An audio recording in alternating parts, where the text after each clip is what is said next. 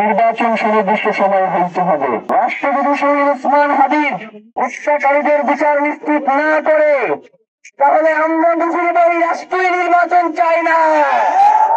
তারা বাংলাদেশের 18 কোটি জনগণ আজকে শহীদ ওসমান হাদির খুনের বিচারের জন্য রাজপথে নেমে আসছে, কিন্তু কোটি কয়েক মানুষ যারা ক্ষমতায় বসে আছে তারা শহীদ ওসমান হাদির খুনিদের শোধ করার জন্য ক্ষমতায় বসে আছে।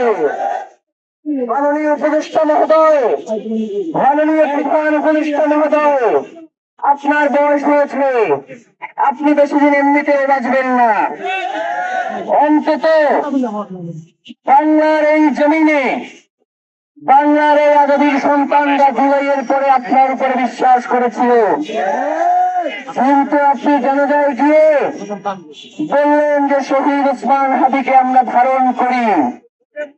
শহীদ ওসমান হাদিকে তারাই ধারণ করে আজকে 35তম দিনে যারা এখানে বসে রয়েছে।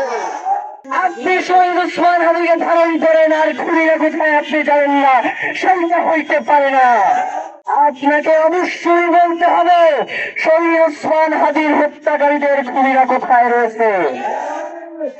আপনাকে অবশ্যই বলতে হবে শহীদ ওসমান হাদির খুনের কারা পরিকল্পনা করেছে। আপনাকে অবশ্যই বলতে হবে শহীদ ওসমান হাদির খুনে কারা সহায়তা করেছে।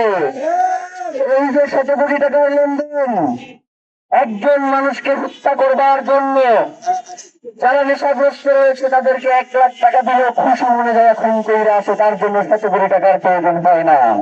এইখানে শত সহস্র কোটি টাকার বিনিয়োগ হয়েছে, যারা বিনিয়োগ করেছে তারা শুধু শহীদ ওসমান হাদিকে গুলি করে নাই, তারা বাংলাদেশের মাথায় গুলি করেছে, বাংলাদেশের পতাকায় গুলি করেছে, বাংলাদেশের সার্বভৌমত্বের করে গুলি করেছে। বাংলাদেশের সার্বভৌমত্ব রক্ষা না হলে বাংলাদেশের মানুষের আজাদী থাকবে না। সুতরাং বাংলাদেশের এই পতাকা, বাংলাদেশের সীমান্ত, বাংলাদেশের মানচিত্র রক্ষা করতে হলে ওসমান হাদির খুনিদের বিচার নিশ্চিত করতে হবে। প্রিয় ভাইয়েরা, ভিডিও অফিস থেকে বলা হইল শহীদ ওসমান হাদি যেই দিন গুলিবিদ্ধ হয়েছে সেই দিন 5টা টিম ছিল ওসমান হাদিকে গুলি করবার জন্য। এই কথা তো আমরা বলি নাই, আমরা বলছি। তাইলে শুধু চার্জশিটে কেন যারা গুলি করেছে তাদের নাম আছে, বাকি 5টা গ্রুপ কেন করে আমরা জানতে চাই। আপনারা বলেছেন 5 তারিখে ইনকিলাব কালচারাল সেন্টারে বসে 21 জনের একটা টিম নাকি শহীদ ওসমান হাদিকে গুলি করবার চেষ্টা করেছে। আমরা তো ফয়সাল করিম, মাসুদ এবং আলমগীর বাদে আমরা 21 জনের টিমের আর কাউকে ওই চার্জশিটে দেখি নাই। তাহলে আপনি কিভাবে বললেন 21 জনের একটা টিম এই হত্যা মামলার কাছে জড়িত ছিল? আমরা আপনাদের কাছে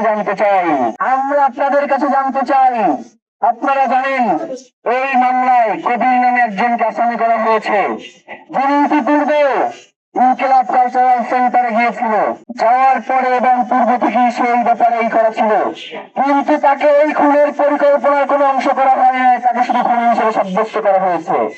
রাষ্ট্র যদি চায়, আমরা তাদেরকে অনুরোধ করতে চাই, সামনে নির্বাচন সুনির্দিষ্ট সময় হইতে হবে। রাষ্ট্রপতি শহীদ ওসমান হাদির হত্যাকারীদের বিচার নিশ্চিত না করে তাহলে আমরা বুঝে পারি রাষ্ট্রীয় নির্বাচন চাই না। আমরা তো জনগণ শহীদ ওসমান হাদির সাথে নির্বাচনে অংশগ্রহণ করবার জন্যই নেমেছিলাম। আমরা রাজপথে এসেছি শহীদ ওসমান হাদির হত্যাকারীদের বিচারের জন্য, নির্বাচন বানচাল করবার জন্য নয়।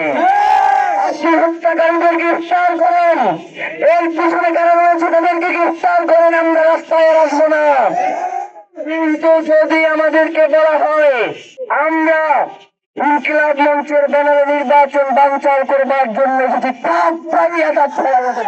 আমরা রাষ্ট্র ক্ষমতায় যারা আসছে তাদের কাউকে আমরা চিনি না। জুলাইয়ের 8 পর্যন্ত এই উপদেষ্টা কারা হবে, এই আসিফ নজরুল ছাড়া আমরা কাউকে চিনতাম না।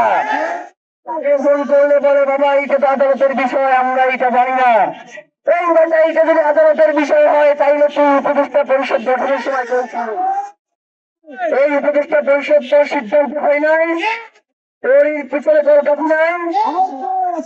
এই জুলাই এর পরে যে উপদেষ্টা পরিষদ গঠিত হয়েছে, সেই উপদেষ্টা পরিষদে কার সন্তান জুলাই মারা গেছে আমরা জানতে চাই।